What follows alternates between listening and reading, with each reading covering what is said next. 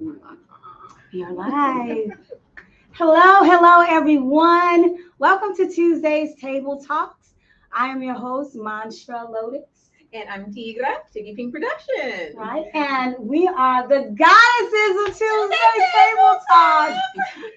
With our producer, who's not here currently, Leah Cruz, in the beautiful and wonderful space of Love and Light Cuisine. So thank you and welcome us. And our special guest today is, yes, Dr. Deanna Granger. yay. Thank you for having me. We are we are blessed that you are here. And we understand, is it Founders Anniversary?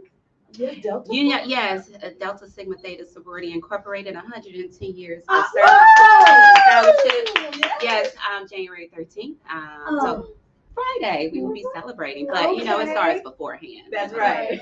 Celebrate all week. Yes. Beautiful. We're actually continuing a discussion, and for everybody who's watching, excuse me, I do have a little cold, so excuse the raspiness. You know, hopefully my voice will be back to its loud, high-pitched voice sounding soon. So we're continuing our discussion about self-care and self-love, and the topic of discussion today is reimagining mental health care and professional self-care. So, Dr. Tell us. Dr. DeeDee. Yes. What you all want to about know? You know, mental health has just been, it's been trending for the past few years. And especially because of COVID, the pandemic had a huge impact on that.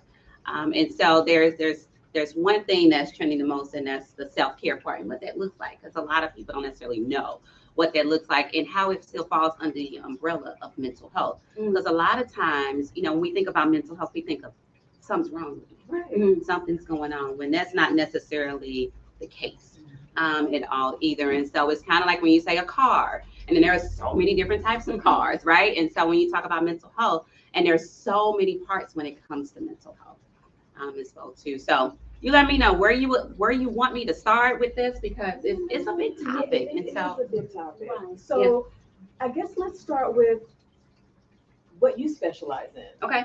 With your practice. Because Okay. you have a practice here in St. Louis. Yep, I have a private practice here in Midtown St. Louis, 3301 Olive Street.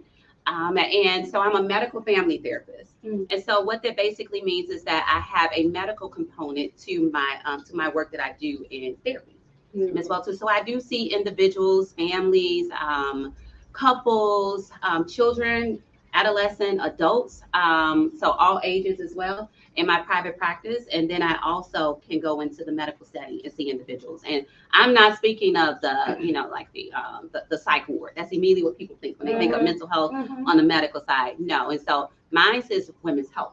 And so when we're trying to normalize mental health and just making sure that you are aware of taking care of yourself, we take care of those physical parts on the medical side, but the mental part is more of a specialty area. So I'm not feeling like myself. So you know what, somebody's going to refer me to a therapist when it doesn't have to be.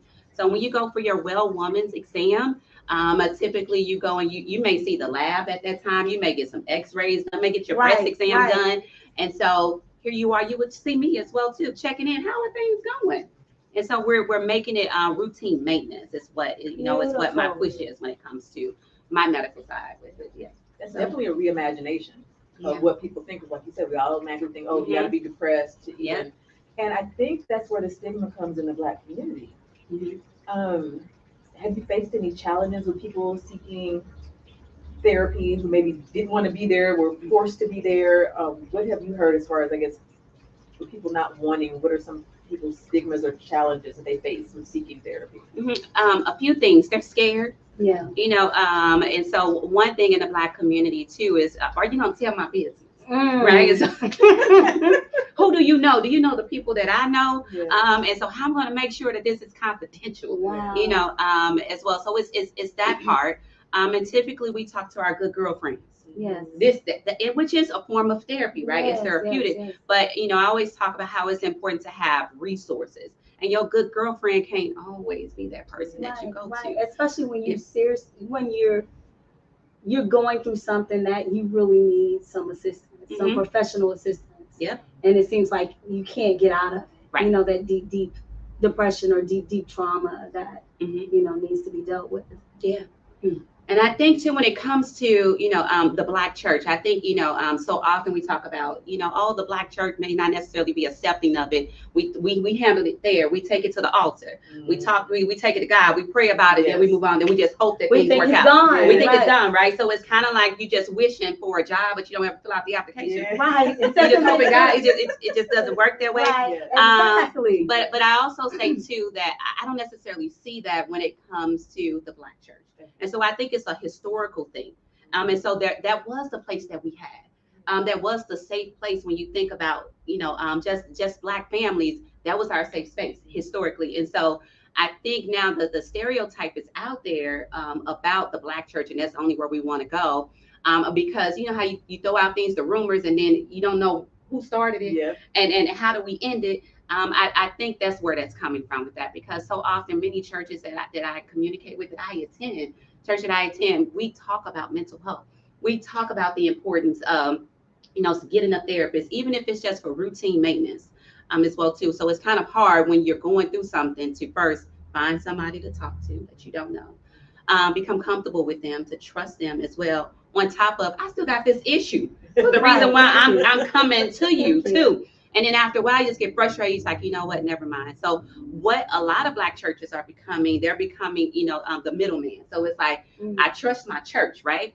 And so if there are therapists connected with churches as well, they'll be willing to, they'll be willing to listen to the church when it comes to those recommendations of therapists, as well too. So yes, go ahead. Now you mentioned during your practice, so when you're doing like wellness exams or for women's health or any of your family practice, I understand in your practice, do you know if there is something of a collective practice where automatically, mental health is brought up, like how are you doing? Not just physically, but the bedside manner that is inclusive in diagnosis of the patient. Yeah. So to answer your question, it's not consistent. Let me say that. And then when you think about scope of practice, right? And so you have your family, your primary care physician, or your obstetrician or your gynecologist who may ask that question, but then scope of practice, right? So it's routine. So when it comes to ACOG, and so that's the organization for medical providers, they are told to ask those questions. However, it's really out of their scope of practice when it comes to the diagnosing part. And so we talk about now we're hopefully getting into the East Coast, West Coast, the coast, are doing this, but hopefully it's moving closer to the Midwest. But integrative care. And so with integrative care, it takes a team. I like that. It takes a team. And so, and realizing that the lead person is the patient. That's the leader of the team. And so making sure their voices are being heard is extremely important. And then how are we communicating as that person's medical team to make sure that we're taking care of them holistically? Right. As well too. And so they do ask those questions, but it's a checkoff. Yeah. It's more of a checkoff. And so what we hear constantly is that a lot of patients are saying that they're missing those the bedside manners are just not there. How are you doing? How are you feeling? Oh, okay. Well, or they're not necessarily knowing that the reason why I am not compliant when it comes to taking my medication is because of a lot of other things. So you're just saying that I'm not compliant with taking it, but did you ask me, can I afford this? Did you ask me, how am I feeling about having this medical condition? Did you ask me, how do I feel about sharing it with my family? Right. Could this mean that I'm aging and how I'm doing with that? Right. We're just transitioning into a different part of my life. And so sometimes they don't necessarily get off into that. It's like, you need to make sure that you're taking your medication. And if you don't, then this is what's going to happen, versus sitting down, eye level with them and talking and asking those questions like, why? Tell me what's going on. I know you want to take your medication. Right. So it got to be something else going on, right? And so that part is, is missing. And so when you think about when you go in to see your primary care physician or your, gynecologist, those appointments are back to back, right? And so I don't have the time necessarily to go into that. I'm an ask that I do care, but the reality is that you have whether it's 15 to 20 minute slot. Right. And I need to get done what I need to get done because someone else is in the next room. Right. I've heard of practices opening up that time slot, in smaller practices, being able to extend it a little bit more to have the interviewing phase and discuss some other issues outside of the actual physical exam. Yeah. So, and also I think what's interesting to me, and I think it's important to note that some illnesses, or what we may think of illnesses, stem from mental health, could stem from mental illness, you know, maybe a certain trauma, or, you know, having the, what do you call it, like pseudo symptoms of something physical, but it's based off of some mental trauma.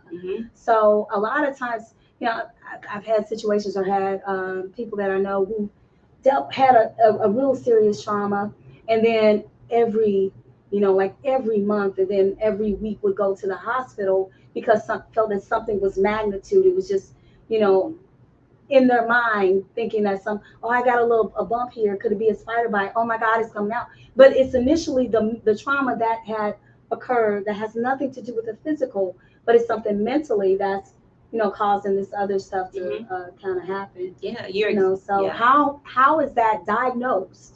You know, or, you know, is there an integrated or something within the regular physician's practice where it's like, okay, maybe this is something else, you know? Yeah, and so actually after we do, so when a primary care physician, after he or she does all the tests that need to be done, so whether it's, you know, blood or x-rays and things like that, and everything is okay, but they're still feeling like something is going on. So how about we refer you also to a therapist as well too, just to talk to those feelings as well too, and we will monitor it, you know, as well too. So I'm not just pushing you off on that therapist and saying nothing's wrong with you physically, but then also, so now we're working together. So is it mental? We really don't know what's going on, and so a lot of times too, we, you know, when it comes to the medical field, you know, miracle workers, but you know, the reality is we don't necessarily know. We're trying things. We're trying things, and so that's the biggest thing. Keep trying and not giving up as well too. It's the big thing. And so there are medical physicians out there who do have connections with therapists, and who they are comfortable with referring their patients to as well too. That's the biggest thing. You have a relationship with your primary care physician, right? You trust them. So if they refer you, you may be, you know, you may be more willing to actually see that therapist as well too. But then sometimes, do we take the time out to have a relationship with, you know, with our medical providers? Because so often I hear too, I don't really like them, I want to find somebody else, you know, and then that appointment passed, and then you like, well, I ain't gotta see them until next year, so I'll find somebody, and then next year comes, it's like, I guess I gotta go again, you know, and so you never put in that work. You never put in that work to actually make that happen. But then when it comes to, you know, if I'm looking at specific, going back to your question, you know, like why, you know, are people, you know, like hesitant, you know, to get, you know, support when it comes to mental health, you know, when it comes to historically and what that looks like, and what's still current, you know, when it comes to, you know, the Black community. And so I'm a doula as well too.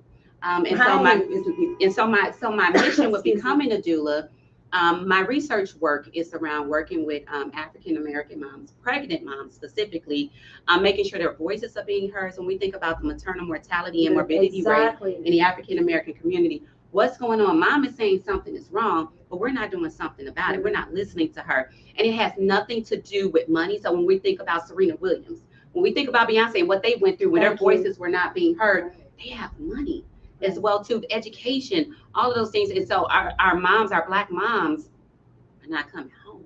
And why are they not coming home if we simply maybe listen to them? And so it starts with that. And so a lot of times too, they don't necessarily feel comfortable or feel heard either, because, you know, historically there are those things out there that they say, you know what, you know, Black women don't feel, or Black people in general, you know, they don't feel the same pain. You know, they could take more.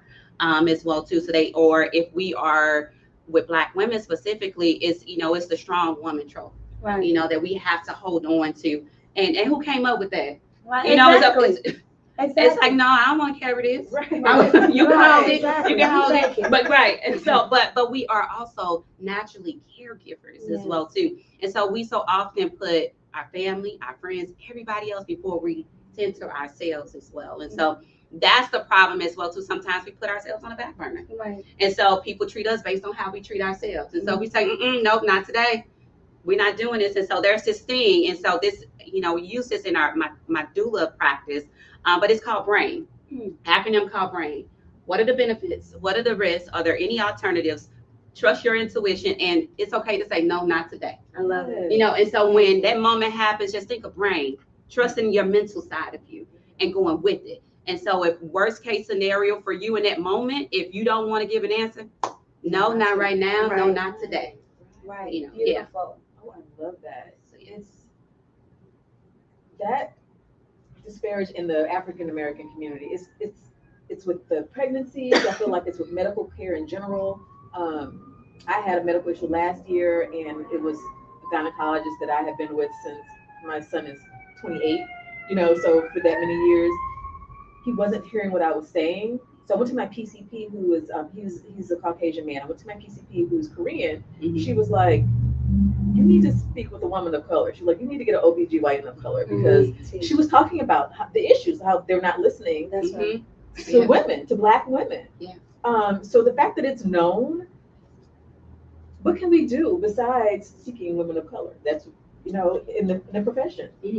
And so I think that when it comes to just trainings and workshops, there are a lot of different things in other areas of, you know, like the professional lives of people, where, oh, I can go to this workshop or I can go to this training to become more educated on things, but we don't necessarily have that on the medical side. And so when it comes to the medical side, it's more our specialty. Yeah, let me dive into this research a little bit more to become more, you know, informed on this particular area. But we don't necessarily take those workshops to come more informed on the Black woman. Right, exactly. You know, exactly. And so when we even think about our medical conditions and things that we are more likely to be prone to, as well, we get the same workup as everybody else.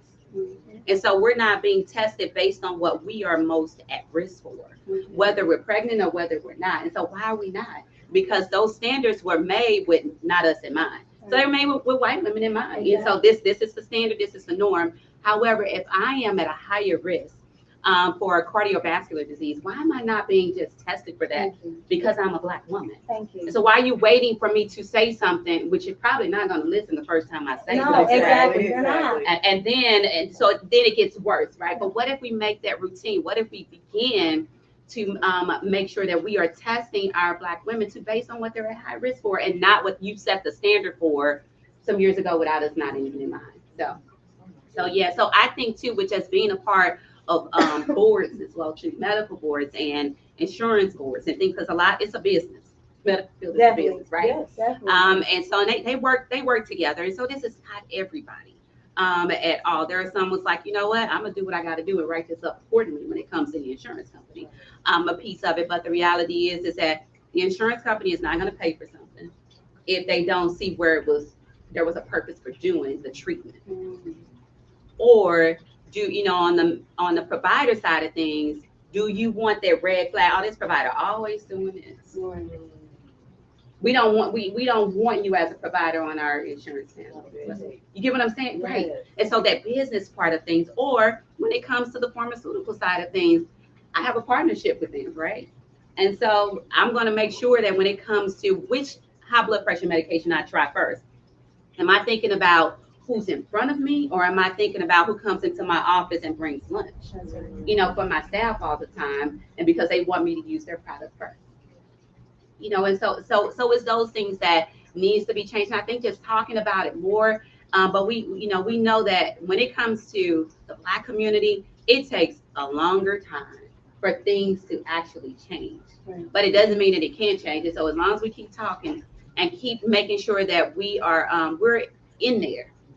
So because there's not a lot of us in when it comes to a medical family therapist, and how many Black medical family therapists, doctors that I know, as well, who's in the St. Louis area, because the program that I went through here at a local university, as well, although it's in a community, a diverse community, the reality is that it has been not gravitating, I would just say it has been attracting others and not necessarily us. And so I don't know if it's because, we just don't know about it, or whatever, when it comes to how you can expand out in the world of counseling and therapy, as well too. But, in a 4-year span, I know of 2, and that's including myself. So I know me. Wow. You know, and so, but you know, it's random, and so we're trying, you know, to find each other and to tell each other about, you know, like different options that we have as far as making sure that we are seen in certain spaces as well, Right. so that our voices are held. But you know, it's slow, and but we're gonna make a change. We're gonna do make it. a change. Yeah, We're doing this. Is a new year. Yeah. We're doing it. We're doing We're it. doing Yeah. it. This Yeah. representation is so important. I hear there's like a Black therapist website or something where you can find, if you're not in St. Louis, Yeah. you can search for. So therapy for Black girls. That's what Yep, you have therapy for Black girls, and you go on there, and it's all Black therapists, and so it's so interesting because the Black men are going there too. They said therapy for Black girls. I know this therapist probably see me too. You know, it's a name.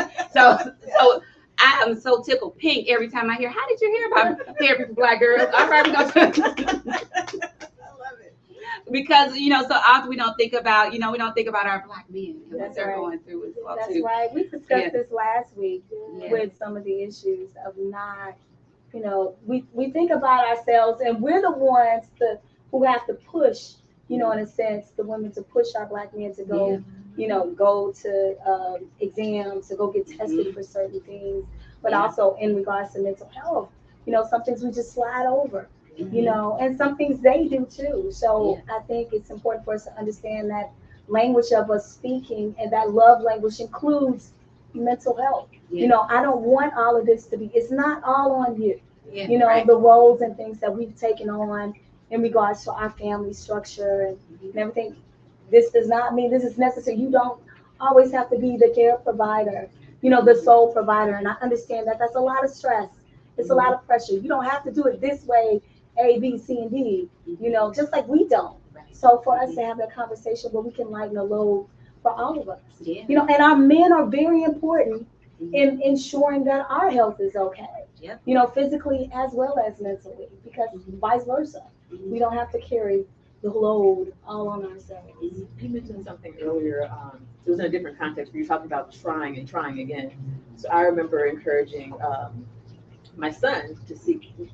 I lost my parents, so his grandparents, and then his uncle, my brother. Like it's like back to back, 8 months, and then less than a year. So anyway, so I finally got, you know, like pulling teeth, finally got him to go. But the one person he saw just wasn't a good fit, and I was like, you know, sometimes just like with anything else, you have to keep trying to you. But you know, it's so hard. Do you have any advice for people who, like, maybe if the first one they want to give up, like don't give up, try again, or So I say consultations are important. And so if you can do a consultation with a therapist, typically they should be free, first of all.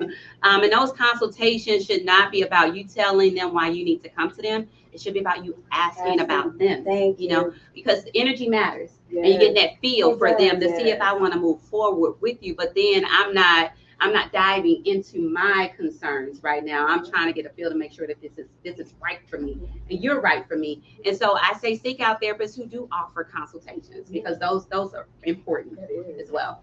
So a lot of the consultations are virtual, you know, because the times are short. But then if you want something that's in person, just let them know, hey, I need to come in. I need to feel the room. I need to feel the energy before, you know, I make this decision before deciding to move forward with you as a therapist. And so sometimes, you know, we don't believe that we have, you know, those rights, or does that even sound right? I come to you and ask you questions. Right. Yes. And so I always start with my clients who do consultations. This is an opportunity for you to ask me questions to learn about what I do as a therapist, to make sure you're making the best decision for yourself before you decide to move forward with me, if you choose to. I've never heard it. I've been with people that No. So this is great advice. So you also mentioned something about routine maintenance as part of it. So tell us more about that. So basically, if you don't have a therapist right now and nothing's really happening in your life, this is a good time to go find your therapist. Come on now. You know, it's kind of like when, you know, when you're not shopping under pressure, or not going to the grocery store hungry. You're going to get a lot of it. You're going to get frustrated. Next thing you know, you have all these groceries in your car and you still don't stop to get something to eat, you know. And so routine maintenance is, you know what, I just want to check in. We have routine maintenance when it comes to the dentist, right? We go every 6 months, whether we're having an issue or not. We go every year for our physical exam, yearly exam, our annual exam. We go every year. Why? Because they tell us to, right? And so with routine maintenance, it's you just doing mental health as a routine maintenance. I'm just coming to talk. That's a thing. That's that's a thing. And so you just have that relationship with that person. It's no judgment. They're going to challenge you. They're not your yes woman or yes man or your no woman or no man. It's for them to basically help you think about things. And sometimes you just want to let loose and that's all I need to do. All right, that was good talking to you. It doesn't have to be anything. So routine maintenance, that's a real thing, which is also one of the reasons why I don't accept insurance. Okay. And so a lot of my clients, patients that come to me on the medical side, yes, have to, right? On my private practice side, no, I have a sliding fee scale, but the reason being is because insurance companies do not honor routine maintenance. Which should, you would think. Yes. They want you have that's like preventative, right? They don't because they feel like they're paying more. Mm-hmm. That it's coming out of the pocket. So I that always they don't have to pay. Right, and so I always tell my clients, and I explain this to them. When you use your insurance, and there's nothing wrong with it, but I think it's important for you to have a choice and to know that in order for your therapist to get paid, they will have to diagnose you. Mm-hmm. They for payment purposes, because we're going back to it's a business, and for me, I don't necessarily feel comfortable with having to, with putting down anxiety or depression or continuously for 5 years for payment purposes. Right. No, it could have been that you just needed to talk. And so it's that part of it that's that I hope will eventually change. Where it's routine maintenance, that's one. This is information that's so new to me. Mm-hmm. So thank you for sharing that, because then that opens the door too for not government, legislation or some other legislation to where that can be paid for. Yeah. Mm-hmm. At least people can get some grants or some sort of medical assistance to pay for that. Yeah. And that's something that's very important. Mm-hmm. It's imperative. So I didn't know that. And a lot of times people don't want that diagnosis attached to their medical history, right? Because it's a stigma that comes with mental health, or when it comes to their children. Exactly. They're like, I'm a little bit more protective over my baby. You're not about the label. Yes. When it comes on the education side, when you talk about special ed, you get pushback from parents. And then when you talk about mental health, it's like, not mine. Yeah. And so that's the one thing that I hope, will change, sooner than later. I hope so too. I hope Mm-hmm. so. Definitely. Now tell us more about the doula. Not everyone knows what a doula is. So tell us about this. I know. Superwoman. You know what? A doula is a support person. That's what they are. And so I'm a full spectrum doula.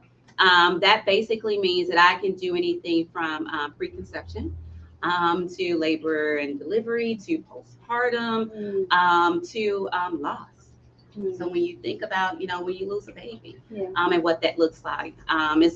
But I only do labor and delivery. So basically what that means is that we meet a few times before your due date, in the late second trimester. If you want to start early, you can, but we meet at least twice.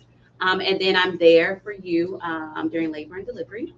And then I see you up to 2 times after you have your baby as well. And so basically it's that support there for mom. And so having a child it's an amazing experience, right? But for a lot of women, it's a traumatic experience, right? Yeah. And sometimes too, when you as medical staff, when you're working on the labor and delivery floor, that's what you do all day, right? So you forget that this is a new mom, new baby. I don't care if she has 7 babies. Right. This baby is her first. This is her first time with this baby. So you have to treat it as such that you begin to treat it like it's a factory. Assembly line, push. You're not as gentle, with the process as well. And so my support there as well during labor and delivery is making sure that mom understands what's going on, what that looks like. If mom is looking to have her baby naturally, what that looks like. So we do different exercises and leading up to that time. If mom is like, I want to make sure that I'm not medicated during that time. If she's looking to have baby in a hospital, because you have the option to have your baby wherever you choose to. And so we work through different strategies that we're going to use if you get to this. And then it's also educating mom when they're talking about this is what it looks like. When we're talking about that, this is what it looks like. And so, because this is important. And sometimes when we're in those settings, it's intimidating. They're saying this, they say it's good for me. Okay. And so it's No. So these are the options that you have. You have three options when it comes to inducing you.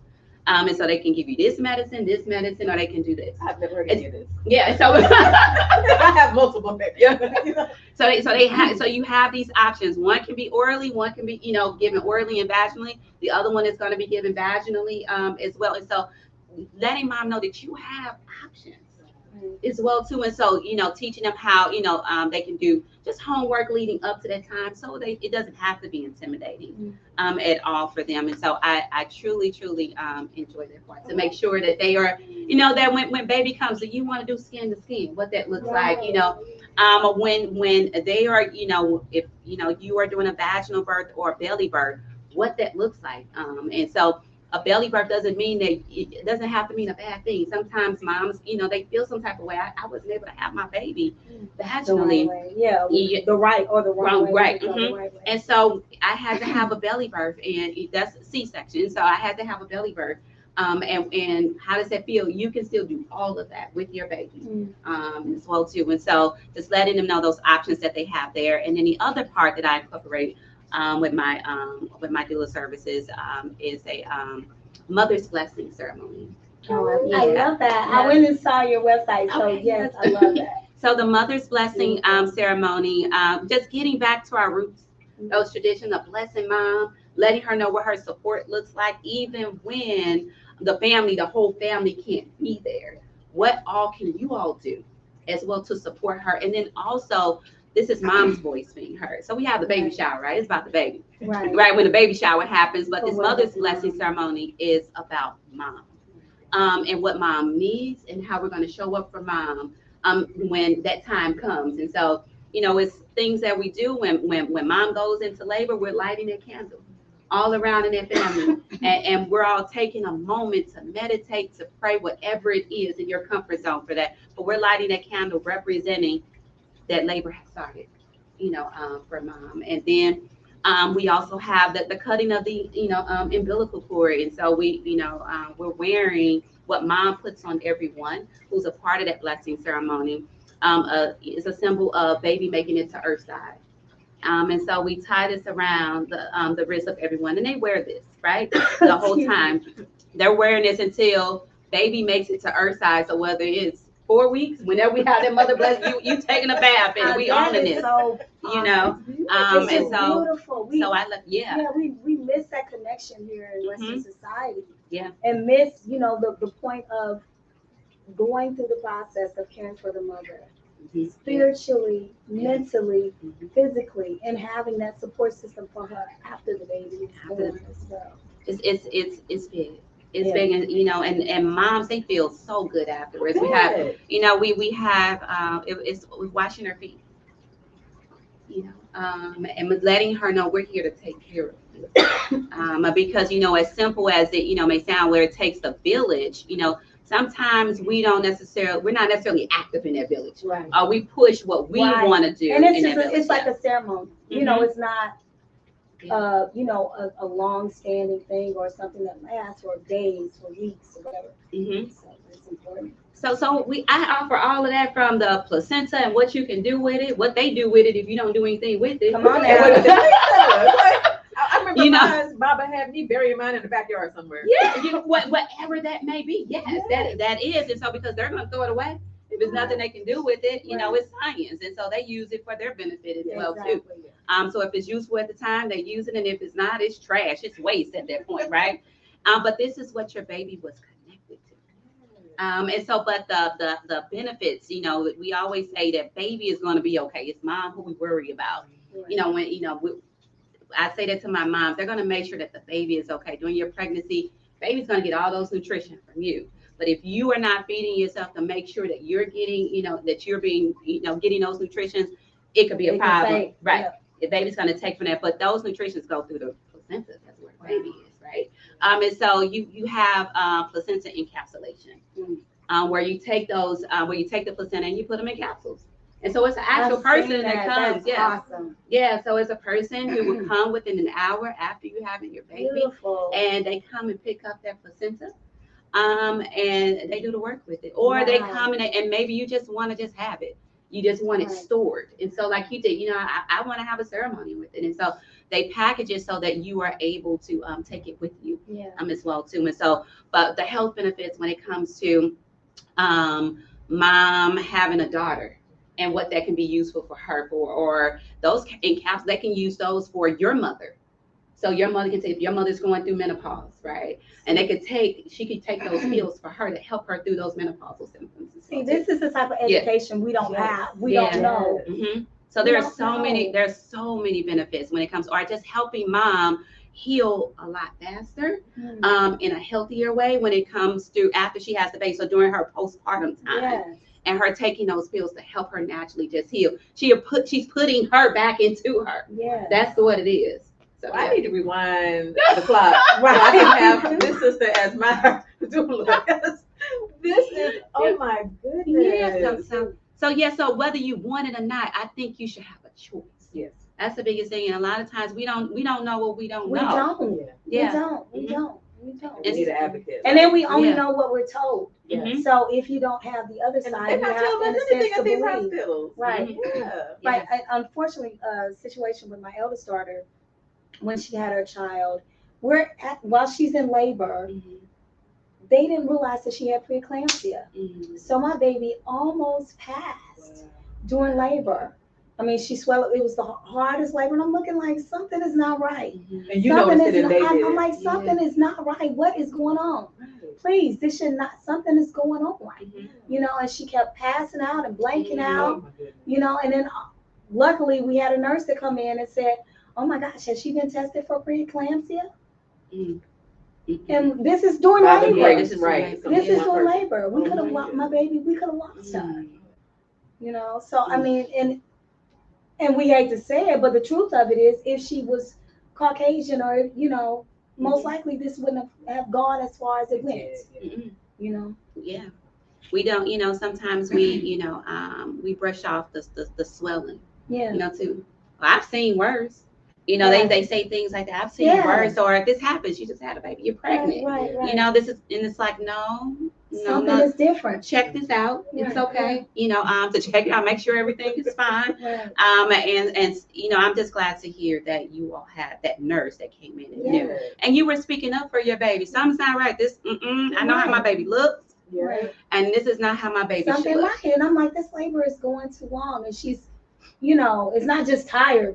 Like no. Her heart is going up. And then they have to constantly come and checking her heart. I'm like, hold up, what is happening here? Her vitals aren't. No, Yeah. this is not. No. This is not right. Yeah. So, and I remember having to call for another doctor. Like, y'all better get somebody in here. And then when the nurse came and said, well, has she been tested for preeclampsia? I'm like, are you kidding? Wow. So Yeah. So your practice, and I can't wait. I tried to get to this 5:30. I told you just let me know and I'll put you in, and then Right. you get the reminders. You're like, I'll handle it on the back end. Right. So let's talk about that. The other part, the this physical. is how physical. holistic Dr. D Yeah. is. Let's make sure this is clear, Physical. guys. Right, this is what Thank we you. mean about the holistic Yeah. aspect of it. It's not just mental, it's spiritual, it's physical, Yeah. it's everything. So the Mhm. other aspect, Oh my not gosh, only the physical giving component. practice Yeah. that Dr. D is, but also this physical part, y'all. Where Physical part, I'm saying, and and it all works together, So hey, they say that exercising helps, when Yes, it it comes does. to your mood, yes, as well yes, too. And so I believe that yes, as well too. And so I do indoor cycling classes with hip hop music. Come on, I say guys. hip hop and R&B. As well, I have a DJ that makes all my music, and so the whole song. We don't have We whole going. songs, so if your jam on, just know it'll probably be off in about 2 minutes, depending on. But it's gonna feel like you're at a club somewhere, and so even if you're not coming to work out, you're coming for the music, So, I love it. but it's to make it fun because music is therapeutic as Yes, well it too. is. And so it's just offering a variety of things, and you get what works for you. Mhm. So going back to self-care can look like so many things, but the biggest thing is making sure that you are available to yourself.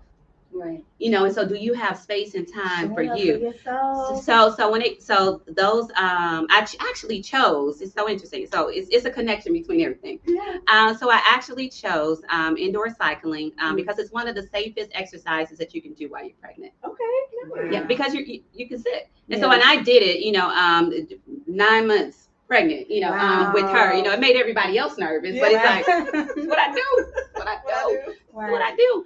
But it is safe because you can sit too and do it and still get a full body exercise with it as well. But it's open to everybody, including guys. And so a lot of time guys are like, do you see guys? I don't know why I wouldn't. Right. You know why wouldn't you be able to? I haven't gotten into the cycling, so this is something definitely I want to do. I'm a runner. Now I ran too. You know, like 7.5 months pregnant. You know, with each baby. You know, I have 2, so I was running with big belly, and I had to wrap it and tie it all tight because you know. But I was running. You know, so determined to do that. But cycling. Yeah, it's a full body deal. Definitely. Yeah, I'm not. It is, and so I incorporate strength training in there because I'm also a personal trainer as well too. And so, but I encourage I encourage individuals to try it, the cycling, because I do have the strength training that goes with the cycling as well too. But my classes are small. They're small. They're small for a reason. Everybody's like, "Are you gonna expand?" This is expansion. This is how I'm going. If it's too many of you all, I wouldn't be able to pay attention to you. And so that's important for me to make sure that your form is right. It's not just me yelling, "Go!" You know, it's me making sure that you're doing it the right way. And then also, when it comes to it being small, it's so that we're a family in here. So you don't have to wait on your good girlfriend to come and work out with you. Because your good girlfriend already here, right? And so when you're building communities that work for you, you can have your workout people. I love it. You know, and so it doesn't have to be your good girlfriend doing everything with you. For one, that's too much pressure for one person. I don't want to do that. You know what I'm saying? You could do some stuff by yourself and call me afterwards and tell me how it went. But so when everyone comes in, the teacher in me is everybody knows everybody's name. Oh, this is such and such. This, you know, so if it's your first time, just know. I'm be like, and everybody's gonna know. And they're gonna be like, how you doing? You know, they're gonna go through the whole thing of it. But yeah, so it's small, and so it's there are on the sign up is 6. Well, I have extra bikes in there, especially when people are like, I want to try it, but it was full or something like that. I'm like, it's an extra bike. Come on in. So those extra bikes are there as well too. So it expands to 8. I had to think about how many bikes are there. So 6 are on the scheduling for my website, but there are extra bikes there. Right, and you cannot say your business. Oh, I'm sorry. Website. I don't do. So everybody, you know. This is my downfall. I've been told this all the time. They say I do not market myself. I don't. I just love the service that I provide, and I said I'm going to stop saying this. But for the sake of just transparency, I say I am not an entrepreneur, but I'm gonna stop saying it. You know, I just know the services that I want to provide, but I've been doing this for too long. I am, and this is just something that I'm just getting used to, y'all. Yeah. So, but first you. That's the name of it. So before you can do anything for anybody else, you. That's right. But first you. That's where it came from. That's our motto this whole year. Yes. You know, that's our motto this whole year. So seriously, because I mean, I don't know if you feel it, but I felt it ever since 2023 was around the corner and on its way in, that it was time for us to make some changes where we have to start putting ourselves first. You do. You know, where we have to be selfish and doing the things that we need to do for ourselves and understand that we are just as important as our loved ones. You know, overstanding that we are just as important as our loved ones, as our careers, and everything else that we do and make time for. So making that time for ourselves, the collective aspect, you know, spiritually, physically, health, mental, you know, all of that. Do something. Dance if that's your physical aspect. Speaking of dance, now I already signed up. You did? Okay. I dance too. I'm not teaching hip hop dance, and so you're gonna get tired of us. You're gonna get tired of us. No, so it's called Dance Your Art Out. Yes. Dance Your Art Out with Coach Chaz. Right. Okay. And so Chaz has her background is in dance. I was about to say music and dance. So she has classes for our little people, our kids, and then we have it for the adults as well too. And so you don't have to come with any experience at all. Right. But it's dancing is therapeutic, and so we're trying. My goal is to hit all areas, right? And so if dance is your thing, get it out. You know, and so it's not taking the place of therapy, but it's just understanding that there are things in your life that can be therapeutic for you. And so you having your regimen that you do for yourself. Like if it's you, when you wake up, what do? I wake up, drink a glass of water, I brush my teeth, I use the restroom, wash my face. What do you do? What do you do for you, where you take your moments for you? And so we have to make sure that that we're offering just various things out there that just work. And so what may work for me may not work for the next person. So it doesn't mean that it can't be available. That's right. You know, so yeah, so although I don't dance, in my head I dance so good. You know? Like I be moving, and then the reality is this is like it's like it's not giving what it's supposed to give. So it's giving it. Yes, it is. It's giving it up here. I'm like, yeah, but okay, you good. Yeah. So yeah, I forgot about the sauna therapy. I added the sauna too. Like I said, the sauna therapy, yes. Yeah, the sauna therapy. And so that's but that's hitting mental and physical. Right. You know, and so I get individuals who are like, you know what, spend on my thing. I really do want to work out. I don't want to do too much, so it's so interesting. You know, people want they want to be healthy. They was like, I want to lose the weight, but I don't want to do the work. Why? How you gonna do it without working? So let's see if you sit there, right, and you sweat a little bit, and see what you drop some water weight. Well, you know, some people don't want to sweat though. They don't. Oh my God! You know what it is though? So many people, the natural hair, the hair. Even natural or not. Without the braids, it's gonna be a chia plate. Right, we'll put a wrap on it or something. That's what it is. I never heard of that. That's why I got the braids. Yeah. And you have to go with what works for you. And so you may come to my spin class, and I may have the flexi robes in my. I'm gonna do whatever I got to do. I'm gonna have my scarves on. I encourage everybody to do that. But it's you have to normalize that part. Or it's so often. We're going to be leaving ourselves out when it comes to that physical part of taking care of ourselves. Very much so. Yeah, so necessary. I do remember it was a few years ago. I was in a mental state, and I had been working out, but I stopped. My hair was natural. I was in Arizona, so I moved to Arizona, and I was like, it was my hair. And then it's like as soon as I stopped working out, I just went down. Mentally, like I gained so much weight, depressed. Right. But that's what it was. So yeah, forget that hair, y'all. Y'all better get to moving. That's the point. Well, I did it because I went through a brief meditation. I went to a brief depression this past week. So when I gained like I have myself like a 5 pound. I understand, right? Between games. So anything over that, it's like, hold on, what's going on? Some is off. It's a mess. We gotta hurry and get this together. So I gained like 7 pounds. And I'm calling Tiggy like, girl, what the heck is going on? And I'm like, hold up. And I have not, I'm a runner.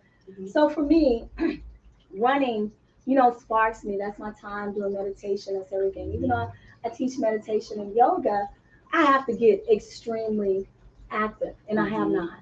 And today is my birthday. Happy birthday! Thank you. When I entered into this realm with a twin sister, and my twin sister passed in 2020. So every year so far since then, I dread the day. So week before last, I started getting into that. Oh my God, it's coming up, it's approaching.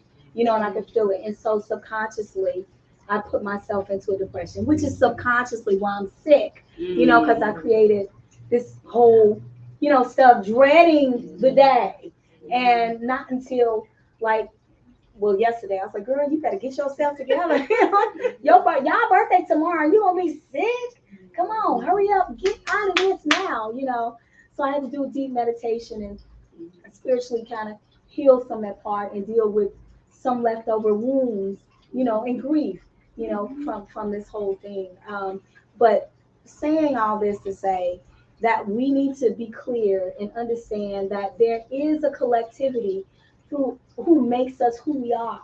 It's the spiritual aspect, it's the physical aspect, it's our creative aspect. Soon as we let something fall, you know, it allows this other stuff to creep in that's not necessarily us.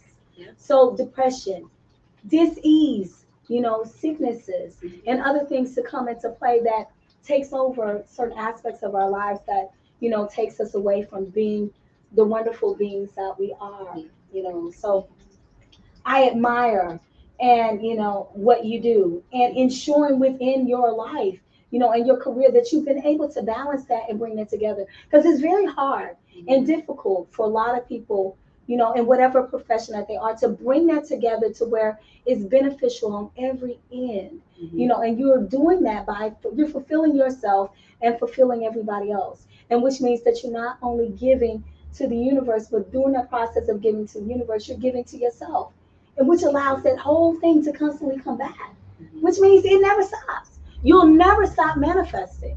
You know, you'll never stop growing on any aspect, because you're growing, you're allowing somebody else to grow. You know, you're feeding into them, you're feeding into your children, you're feeding, you know, all of that. And that's a beautiful thing to be able to do that.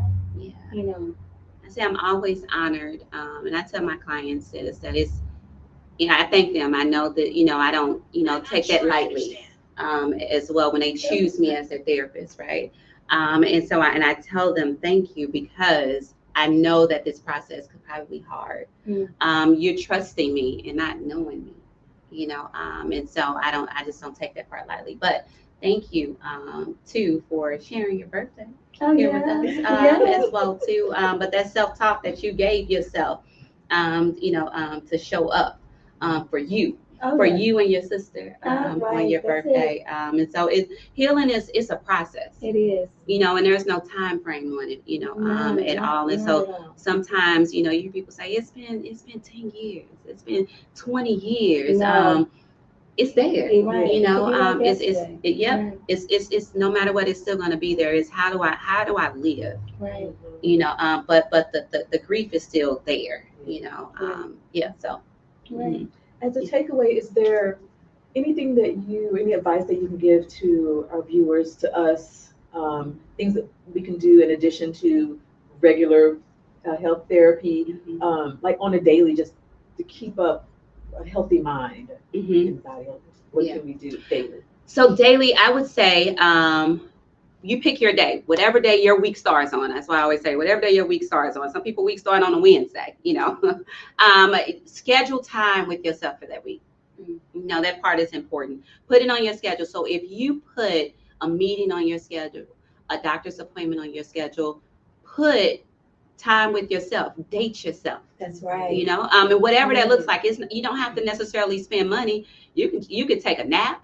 You can look at your four walls, you know, but it's your time that you set aside for you, because the last thing you want is to give all your time to someone else and you don't ever save any time for you, you know. And so at times you're going to feel that eventually. And you're going to have resentment towards, you know, just the world, because you didn't put those boundaries in place.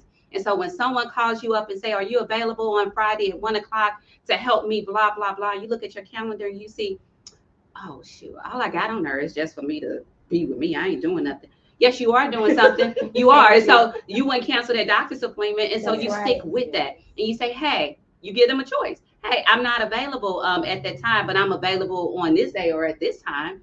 And so making sure that they called you first for a reason. That's right. They knew that you would probably say yes. And so believe me, if it's an emergency, they will dial 911 before they call you. Okay. So believe me, it's some options there. So you throw it out there to them, but don't always take what they throw out to you. So I would say that's one thing, scheduling time with yourself weekly and not waiting on, you know, that vacation to take that time for yourself, because that's putting a lot of weight, a lot of expectation on that vacation to show up for you. Right. And now it's so much that this vacation has to bring it. If it doesn't bring it, it's like, I was expecting so much from this vacation, you know, and it didn't. But it's because we put too much weight on that vacation. So making sure you take that time in between time is so important, as well too. Making sure that you are finding your self-care regimen. It's not just a hashtag. You know, right now we use that word so much, but it's something that's active. And so when you are creating communities for yourself, resources for yourself, it means that you're probably going to have to be uncomfortable. And so with being uncomfortable, that means that, I may have to meet, that whole phrase with no new friends, you may have, you may have to meet new people to extend yourself, to extend your support group as well too. And those people can just be your workout crew. If that's what you choose to do. It could be, your people that you see on a regular when you go, maybe it's the art museum you go to on Tuesdays at 9:00, and it's the same people. They look forward to seeing you. You look forward to seeing them. You don't know each other, but it's, hey, right. The energy is there. And then it's the accountability part as well too, where you kind of feel bad if I don't show up, but you're still showing up for yourself. But it's that natural part of us that I want to see them, or maybe even I haven't seen you in a while. Where you been? And and making that other person maybe even feel good that you noticed. Yes. Because sometimes it's just about being noticed. Yes. And acknowledged. As well too. And then I would say also, even if you don't need a therapist right now, find you a therapist right now. And so it's a sacrifice. It is. You're making space and time for that. And you can use your insurance, or you cannot use your insurance. They always actually have a sliding fee scale. And if that therapist is for you, it's going to work out the way it needs to work out. But remember, routine maintenance. That's all. You can tell them, I don't have any reason, and I'm nothing pressing in my life for me coming in. I'm just coming in to talk, build a relationship with a therapist. And if they're a good therapist, they'll say, all right, let's get to it. Right. And so it wouldn't be a moment of silence, So that's the reason why I don't necessarily advertise that, I only specialize in this area when it comes to therapy, because then I feel like I'm making it about me. That's right. And so for me, I have an eclectic approach when it comes to therapy as well. It's tailored around you. Tailored around you. So when you go out and you're looking for your therapist and you want that therapist that do that thing, that one thing, that's fine. But if that therapist doesn't do anything else, just remember, you gotta go get you another therapist now. For that routine maintenance as well too. And so you can have both as well, but just remember, it's just going to be the extra work for you. So I would say those three things. And that's the advice that Dr. Granger gave us about seeking therapy now, like when nothing's pressing. Mm-hmm. That's just the best way to build that trust. So when something does happen, mm-hmm. and by that time you're like, okay, I trust this person. I've been talking to them, mm-hmm. and you have that ease. And she's such an anomaly because not everybody out here is doing it like this. So she is a blessing. St. Louis is blessed to have her. Thank you. Oh my goodness. Thank you. Oh my goodness. Now I know you're an author. Any books out currently, or what? Oh my gosh, let me pull it up. And so, please. No. So we talked about the my research work around Black moms, and them not coming home as well, but what does that look like for our Black fathers? Mm.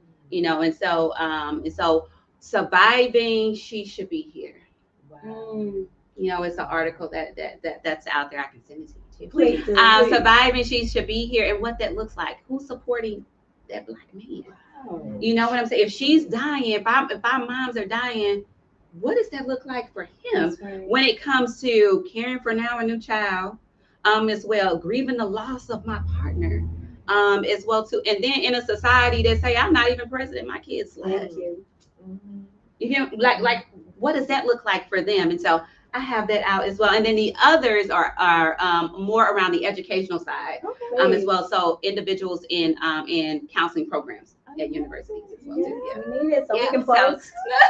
So we can post. Yes. So is it butfirstyou.org? So the website is butfirstyoullc.org. We will also post it on the video for this. And what else? It's just like you so much. Is there anything else coming up that you want to tell us about? You know what? I am so yoga will be soon offered. At the space as well. I want to get into yoga. Not me, once again, I don't do that. But I think it's important to have different, variety of things that's therapeutic. And so Sherelle is a yoga instructor. And so I'm assisting her. She's finalizing the date. But we will have the Yoga Wellness Fest. I love it. Yoga Wellness Fest coming soon in May. Okay. So save the dates will be coming soon for that. And so with that, it'll be a lot of wellness going on. So although yoga is leading, that's because her background is yoga, but the wellness part is incorporating everything, everybody. And so it will be in Tower Grove Park. I can't tell you that. Come on now. As well. Love it. Tower Grove Park. So if you are a vendor of any sort, around wellness, well, it could be waist beads. Sea moss, wellness, holistic. Please reach out because we are definitely looking for vendors to, be out there as well too. So And how can they reach out to you? Besides your website, you're on Instagram. Yes, I'm on Instagram. But first you. And so actually everything is but first you. Instagram and Facebook. Did I mention that I don't do well when it comes to advertising? I think I said we got you. I'm gonna get better at it though. That's a professional goal of mine. I'm like, what I gotta do now? I do it consistently on my personal page, but like I said, I have to own that I am an entrepreneur. That's right. And what that looks like. Beyond it. And on her website, all good information about her services as well. She goes into her sliding scale on there. So peruse that. For the workout, there's passes. So you can either do one class, you can buy multiple classes. She makes it easy. Try class for free. I always say try it out first. So just let me know you want to try out a class. You do not have to pay for that class. I always say I will not get rich off of anyone's mental health or physical health. I have another way to do that. Come on now. I have another way for that, but I'm just hoping that my services are affordable. And if anything, if it just triggers something for you to reach out to someone else, that's all that matters. And so affordable and quality is what I strive for, or triggering something within you to do what you love in your area, whatever that looks like as well. So I forgot about the art therapy. We have art therapy too. I love everything. So we have, I'm not an artist, but I do the art therapy though. You will see it. Every woman. Yes. So thank you so much for having me. Oh, our pleasure. Thank you. We hope to see you again and talk about other things as you continue to take over the world. Right. And we are here for it. Yes. I'm just trying to do my part. You're doing it. You're doing it. Thank you. And that's awesome. Thank you. Dr. Deanna Granger. Thank you. Thank you. So things that are coming up for Tuesday Table Talks and Loose Woman, Mantra, Tiggy Pink, Tigra, Love and Light Cuisine. Friday, open mic night. Open mic night Friday, and we'll be celebrating my birthday on Friday. So hopefully my voice will be good, and I'm a dance, I'm a sing, I'm gonna do it all. So come through 7 to 11 p.m. right here, 3225 Hampton, Love and Light Cuisine. Yes. Also coming up on the 22nd of January, that's Sunday, we do have our Self-Care Sunday. Self-Care Sunday. I'll be doing Qigong. So come and get your meditation on with some Qigong and learn how to work that Qi in your energy, get that right. So click on the link at tbpink.com, get your tickets there. If you have any questions, just reach out. That's right. Anything else we have coming up? So many things. You all doing some work out here, creating a platform to be able to, for people to be able to hear these things. Look, I'm going like this for a reason. Like, wait a minute, what? Right. We're blessed. We are all blessed. And I'm just look, melanin popping.